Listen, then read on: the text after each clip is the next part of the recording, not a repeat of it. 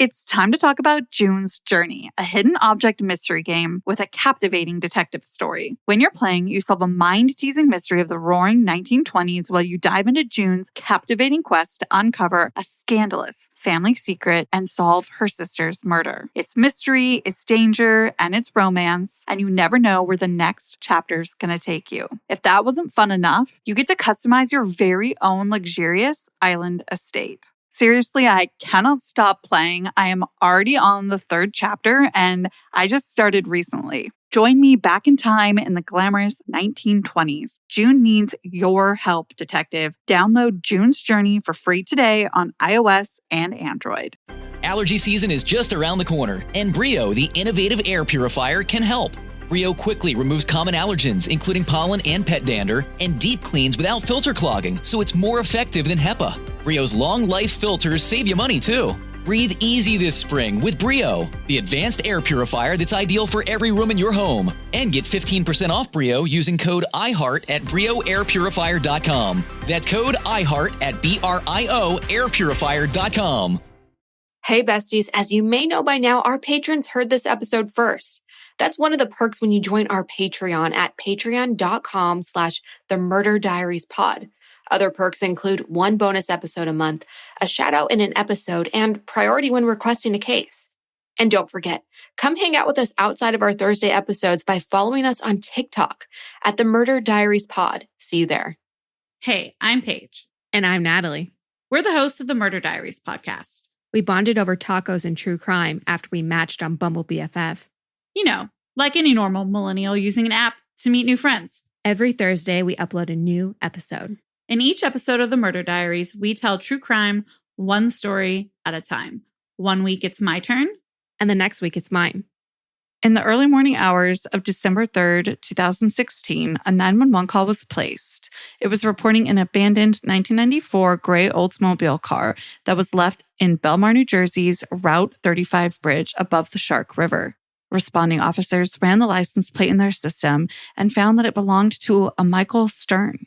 So they gave him a call. He answered, but he's all the way in Florida. Police want to know then who had been driving the car.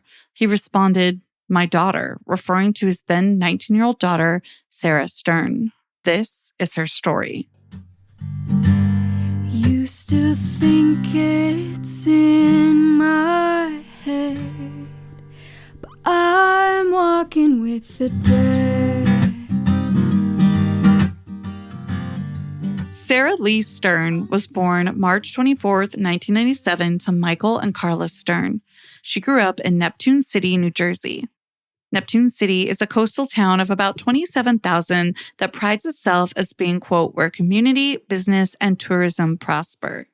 Sarah is recalled by family, friends, and teachers in her obituary as happy-go-lucky, smart, kind, athletic, and artistically gifted. Her obituary also includes that she encouraged others to be unapologetically themselves. A motto of sorts that Sarah lived her life by was practice reckless optimism. She included that phrase often in her artwork.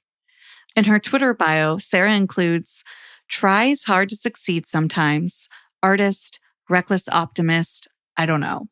Sarah's artwork meant a great deal to her, and you can see a lot of her artwork on her Twitter. Her dad told the Asbury Park Press, quote, she would light up if she knew she was going to do something that would get her recognition for her art. When Sarah was just shy of 16, her mom Carla passed away after a long battle with cancer in February of 2013. This is when Sarah really came into her own as an artist. It's said that art was one of the ways that she dealt with the loss of her mom and the way that she processed her grief. Her dad, Michael, says, quote, her art flourished at this time. After her mom's death, Sarah went on to graduate from Neptune High School in 2015, where she had played softball and participated in the swim team. Once Sarah had graduated, she started classes at Brookdale College, where she was studying digital media and photography. According to detectives, Sarah hoped to one day leave her hometown and move to Canada. Sarah actually mentions this openly on her Twitter, too. On November 8th of 2016, she started a tweet by saying, I've slowly been making plans to move to Toronto next year. You wanted to see me, Miss Swinton? Have you been hearing about the new government modernization efforts? AI, RPAs, data science. Things are changing at this agency, and people will need new skills. I'd like you to get some training. Look at this management concepts catalog. Wow, over 275 courses. That's right, in local classrooms or instructor-led online classes. We still have budget in this fiscal year, so sign up online. Advance your career with courses from Management Concepts. Get a catalog at managementconcepts.com or call 833-578-8466. Is your daily grind getting you down? A ThermoSpa's hot tub may be the solution. Just a few minutes under those powerful soothing jets, and all your stress seems to melt away, like you're lying on a cloud of bubbles. You'll not only feel better, but sleep better too. Call 877-861-4672 now, and for a limited time, save $1,250. Call 877-861-4672 or visit thermospas.com to schedule a free on-site assessment. That's what takes us to not even a month later, December 3rd, 2016. A rideshare driver notices Sarah's 1994 Oldsmobile abandoned on the Belmar Route 35 bridge. We have a portion of the call that we'll play for you here. Before I start the call, you'll notice he refers to Sarah's car as tan. Other resources refer to Sarah's car as gray or silver. When you're looking at the pictures of Sarah's car online, they're at night with a large spotlight on the car, but it definitely seems lighter in color, but it's very hard to identify. 911, where is the emergency? Yeah, not emergency. Actually on the Belmar Bridge, right after heading south in the middle of the bridge, there's a car that's abandoned. It's off to the side of the road. But the Belmar Bridge being the 35 bridge? Yeah, the 35 bridge would be going from north going south. Into Belmar? Into Belmar, yeah. Right. Hey, did you pass the midpoint? Because up to the midpoint is Neptune, and after the midpoint is Belmar. Neptune, actually. Technically, it was after. It looked like it was more on the Neptune side. So what kind of car is it? Kind of looks like an old, beat-up, light tan-colored, sedan. And what was your name, sir? If it's okay, I'd just rather be anonymous. And this is your cell number? Yeah, I'm driving Uber and Lyft tonight, so I just figured I'd give a call in because it's kind of hard to see, I think, if you're coming the other way. And was there anybody inside the vehicle? I looked, no. Okay. Unless they were sleeping. I couldn't see them by their head being up. Nobody looked like they were in it. All right. Again, that 911 phone call was placed in the early morning hours of December 3rd, 2016. When responding officers arrived, they found that the car was unlocked with the keys still inside. There was no sign of a struggle and no sign of anyone near the car. They even made sure to check the land and the water in the surrounding area to make sure that nobody had jumped or was in trouble nearby. As one might expect, the officers ran the license plates to see who it belonged to, and they found that it belonged to Sarah's dad, Michael. They give him a call, and this is around 3 a.m. He was on vacation in Florida, and he informs them that the Oldsmobile they're questioning him about is driven by his daughter, Sarah. By 3:30 a.m., Michael had packed up, gotten in his car, and left Florida, heading north back home to New Jersey. With this information of who was driving the car, investigators went to Michael and Sarah's home. They found that the door was unlocked and the lights were left on. According to Detective Brian Weisbrot with Monmouth County Sheriff Office, there were no signs of forced entry.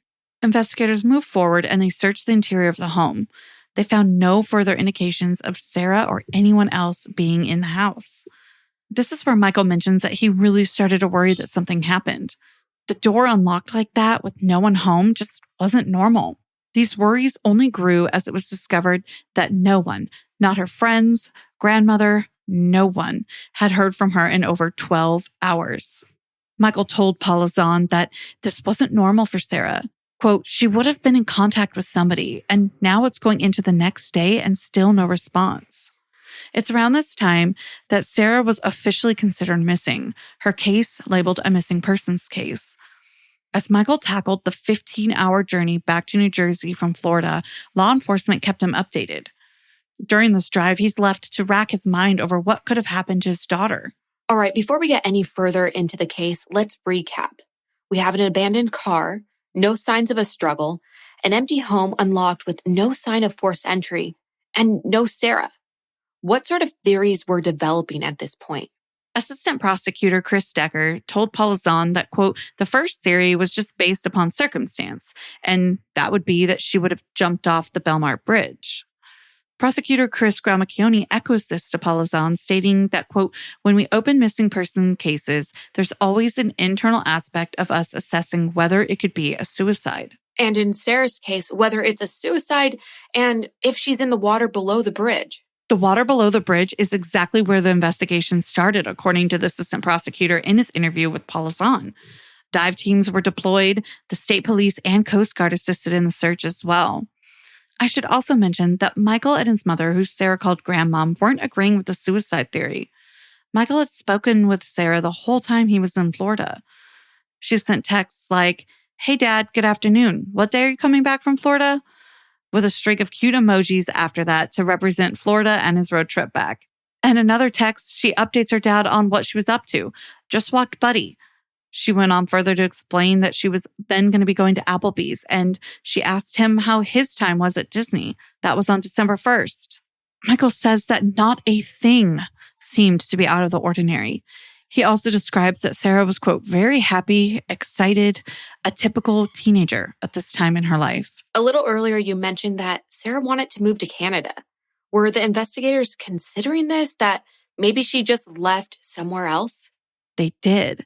In fact, her friend Liam, a longtime friend since first grade, mentioned that the day she was last heard from, he spent with her helping her pack. He says the pair had taken a big gray storage container of her things to a neighbor's house. In full transparency, it's not really explained why this neighbor's house, although Liam cites trust issues with her dad. Nothing and nobody else in the resources confirms that. Who knows? Maybe her dad wasn't in favor of her moving so far from home to another country. Or just normal parent-to-teen tension. It's not our business, right? Right. With that aside, Liam tells officers that she had stored some of those containers at his house as well. Quote, she's just been trying to get stuff out of the house.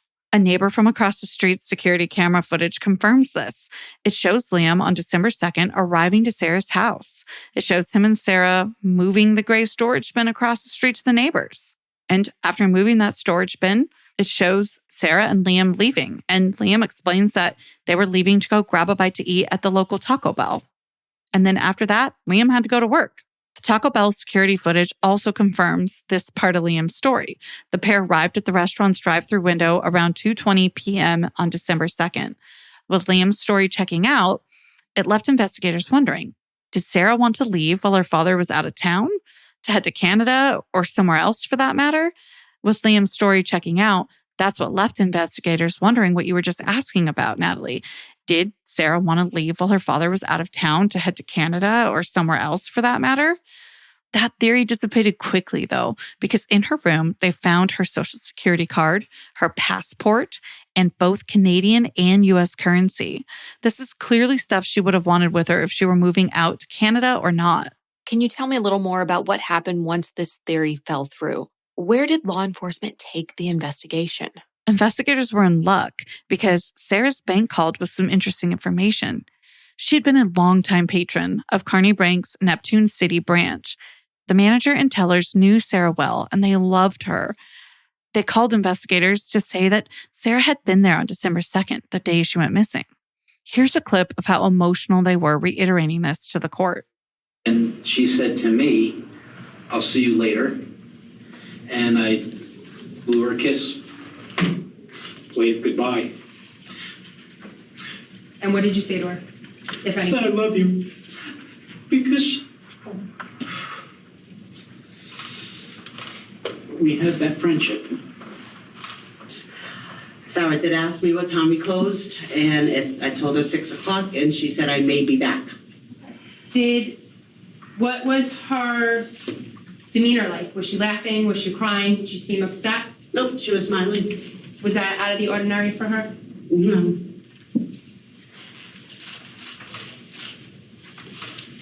I have no further questions.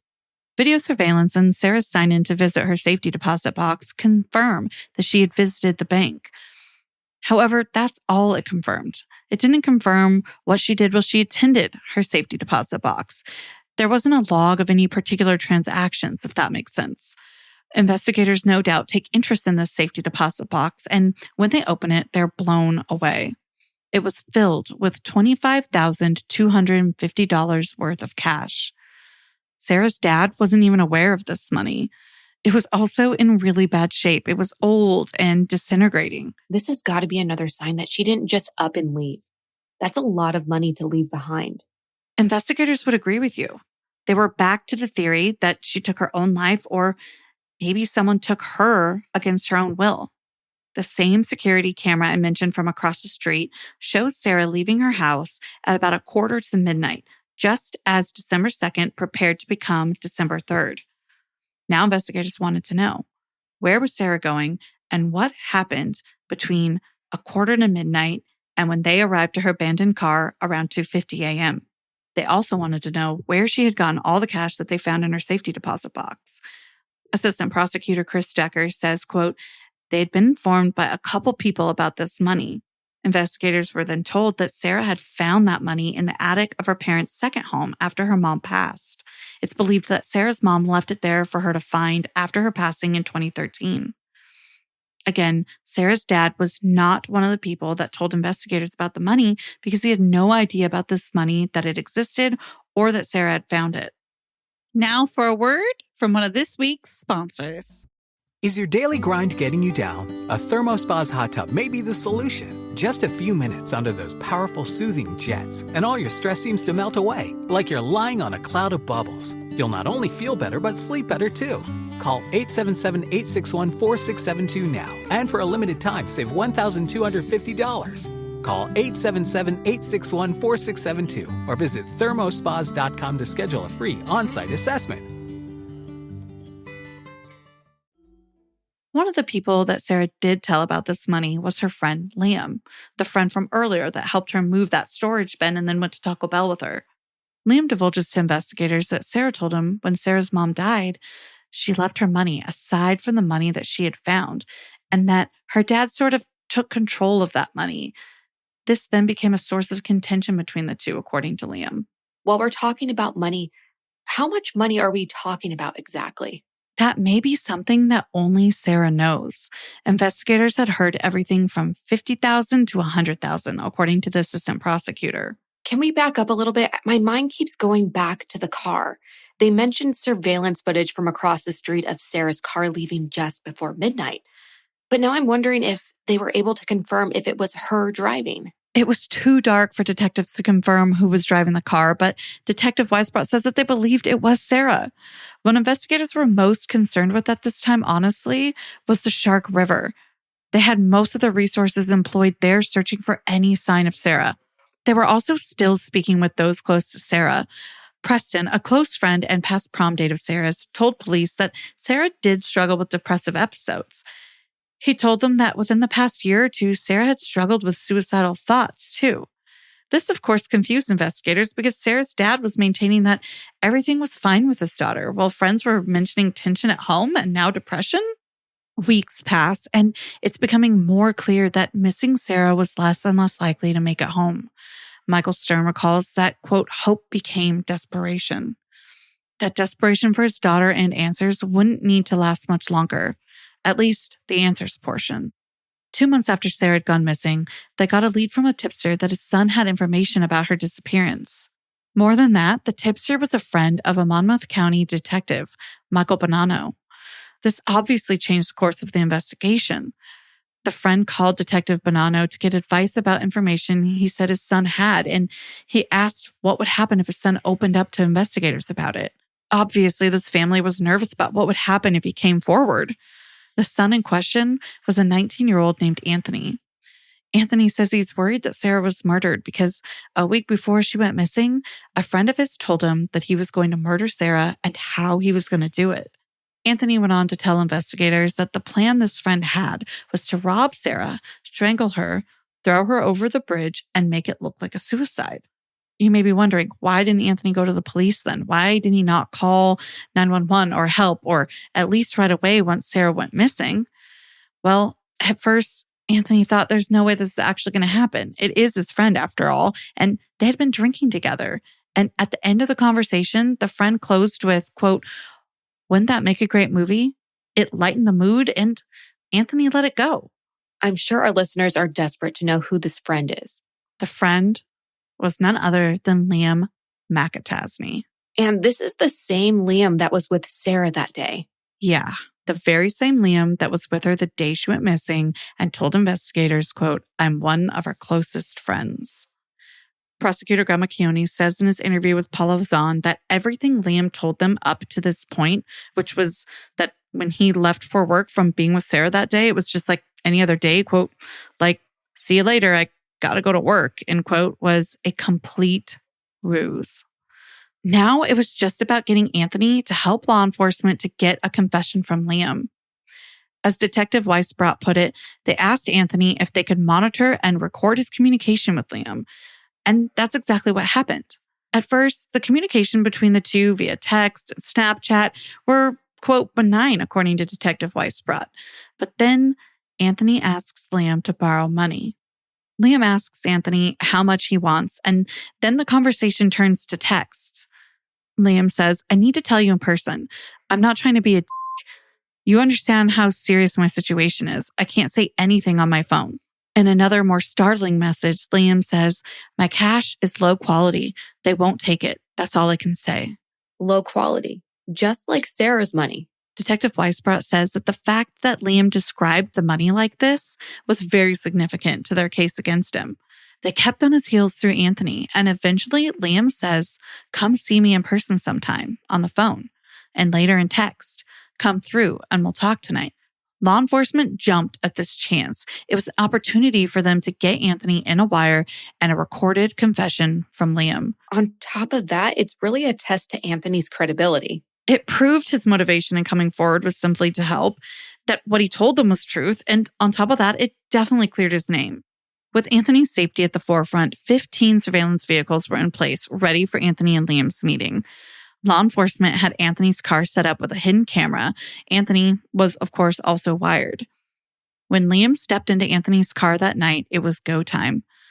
Liam starts the meeting by feeling Anthony up to see if he was wearing a wire and an apology for doing so. Ironically, he missed the wire that Anthony was wearing. "You can't blame me for doing this, right? I gotta feel you up real quick, all right? No disrespect. I'll show you. No disrespect, okay? Yeah, I got the FBI on my ass, dude." What are they questioning? Oh, yeah, a lot. After the portion of the conversation that you just heard in that clip, Liam goes on to describe what happened that night. This next clip we're going to play is a few minutes long.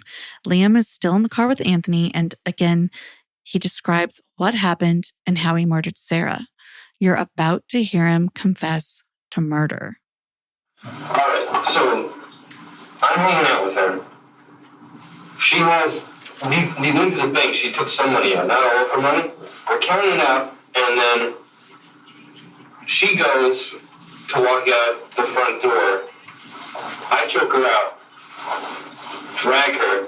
My biggest problem was the dog, and her dog laid there and watched as I killed her.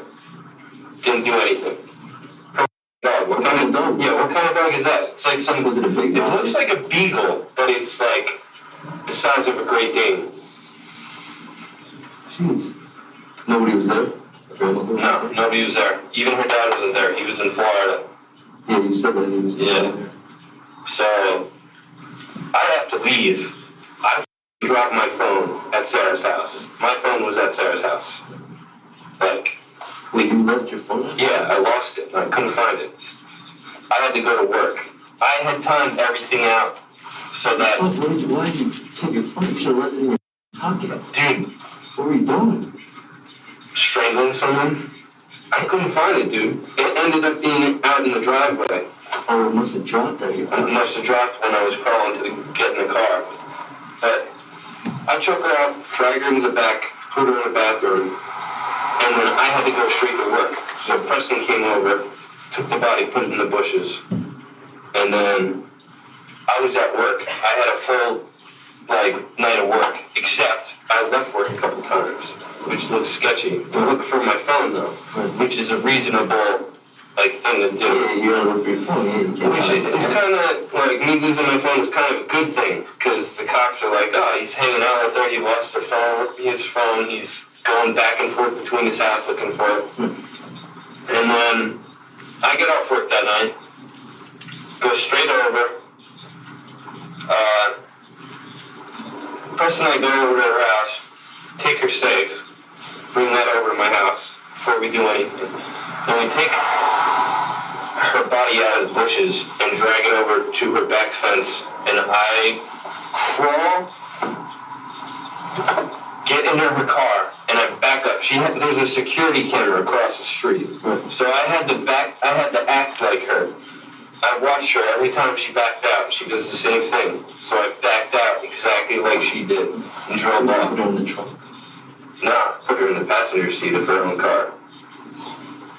And then Preston and I had these walkie-talkies to communicate with. We just used them again. So I was driving, and I had her buckled in the passenger, so she looks like she's just sleeping. She's just sitting up. And my plan was, for me, I underestimated my own strength and how much a dead body would weigh. Because it's weight. Yeah. I got up on top of the bridge to throw her off. My plan was I was going to throw her off, run over, jump over the divider, and get into Preston's car. And I go up, open the door, unhook her, pull her out, start dragging her to throw her over, and then cars start coming up. I see, like, headlights coming. I try to get her over, and I can't. Leg up. Like, the weight from her body, like, made me fall, and my leg, like, went up. So now I'm limping, my leg up, and there's 3 cars coming up. So I grab her body. Dude, I had superhuman strength, and I threw it in the car, and I picked it up, and her feet were up here, and her head was down there, and 3 cars go by, and I'm losing my because that easily could have been a cop. And then, the police station is like right there. Yeah. And then Preston comes over the bridge, goes around, makes a U-turn, comes up behind me. The 2 of us throw the body over, and then we're out. Oh, so you needed help? I needed help, yeah. But she's not even that big of a girl, right? No. I'd say 160 pounds, max. So you just counted it out and then went behind her, just whatever, looking? Mm-hmm. She, like, screaming? Or you had her so tight that it was like... I pretty much hung her, like... I picked her up and had her just, like, dangling off the ground, and she just pissed herself. And you lose control of said my name, and then that was it. And it took me a half an hour to kill her. I thought I was going to be able to choke her out and have her out in, like, a couple minutes. I choked her out, and then she was just laying there having a seizure or something. So then I got a shirt, and I just shoved it down her throat so she wouldn't throw up or anything, and held my finger over her nose, and set a timer. That's the only time I had my phone. And it took me like a half an hour after I hit start on the timer. You heard that right. Liam strangled Sarah to death, essentially hanged her with his bare hands. He then, with the help of his friend Preston, who, by the way, reminder, Sarah went to prom her junior year of high school with, put her in the passenger seat of her own car, drove out to the bridge, where the 2 of them then threw her body into the water, never to be found again. The motive? Money. The money Sarah's mom left her. The worst part of it is I thought I was walking out 50 grand, 100 grand in my pocket. She had one safe, and she took money out, and she only had 10 grand. And this money, I don't know if it was burnt or something, old money, terrible quality. I don't even know if I could put any of it in the bank. Thankfully, they got Liam recorded. Slam dunk. You would think. But unfortunately, they didn't have Sarah's body. This stopped them from being able to prove that she was really dead and that Liam's confession was true. They needed to confirm Liam's confession further in order to make their case. That's when they brought in Preston in February of 2017. They weren't sure if he would, but he turned on Liam with very little issue. Investigators told him, Liam, quote, killed Sarah. We know you know that. Preston shook his head in agreement, and he said he did it for the money. That was it. Preston had now confessed it was true. Liam killed Sarah. The assistant prosecutor, Chris, says he never had seen anybody confess that quickly, ever. The information that Preston gave included where and how they threw Sarah's body into the river from the bridge and where in the woods Liam had hidden the money. Liam was subsequently arrested and charged with Sarah's murder, giving no reaction at all. He refused to cooperate with law enforcement, but they knew they had him. When he was arrested, he literally had the key with him to the safe that Preston had led police to with Sarah's money in it. It was on his keychain. On June 28, 2019, he was sentenced to 18 years in prison. He went ahead and took a plea deal, and within that plea deal, he agreed to testify against his murderer friend Liam. In February of this year, an appeal he made was rejected. Preston will be eligible for parole in May of 2013. Just 1 week before Preston's sentencing, Liam was also sentenced. A jury had found him guilty in February of 2019, and on June 21st, 2019, he was sentenced to life without the possibility of parole. Wouldn't not having Sarah's body make his conviction more difficult, though? The way Assistant Prosecutor Megan Doyle put it was that it played in their favor because the very reason they didn't have a body was because he, quote, destroyed it. An ocean engineer confirmed for Paula Zahn that there was really no way for Sarah's remains to be found because she would have been 7 miles offshore within 24 hours. As a reminder, the Shark River has a pretty active current and it leads right into the Atlantic Ocean. Sarah's body hasn't been able to be put to rest, but about 1,000 people attended a memorial and life celebration for her. It was held at the Neptune City Community Center on July 15, 2017. The community center wasn't just filled with people that wanted to pay their respects to Sarah, but it was also filled with Sarah's photos and artwork. To the Asbury Park Press, Sarah's dad said that it's no consolation that the criminal trial is over now, that it's behind him, because he hasn't been able to give his daughter a proper funeral. Quote, it leaves a big empty hole in my heart and my soul. There's understandably a huge hole in her father's heart that may never heal. He says keeping Sarah's memory alive helps, though, and we sure hope that we were able to do that with this episode. Another way Sarah's memory is being kept alive is through the Sarah Stern Scholarship. This scholarship supports high school students and college students who are furthering their careers in the arts and media. You can donate to the scholarship through the GoFundMe link that we have in the show notes. And that's where we'll leave this episode. Until our next episode, you know where to find us at The Murder Diaries on TikTok and Instagram, at themurderdiariespodcast.com. And if you haven't already, go ahead and rate us 5 stars and 5 stars only. It helps us keep the good content coming. And until then, stay safe. Bye. Is your daily grind getting you down? A ThermoSpa's hot tub may be the solution. Just a few minutes under those powerful soothing jets, and all your stress seems to melt away, like you're lying on a cloud of bubbles. You'll not only feel better, but sleep better too. Call 877-861-4672 now, and for a limited time, save $1,250. Call 877-861-4672 or visit thermospas.com to schedule a free on-site assessment. Seeking the truth never gets old. Introducing June's Journey, the free-to-play mobile game that will immerse you in a thrilling murder mystery. Join June Parker as she uncovers hidden objects and clues to solve her sister's death in a beautifully illustrated world set in the Roaring '20s. With new chapters added every week, the excitement never ends. Download June's Journey now on your Android or iOS device or play on PC through Facebook Games.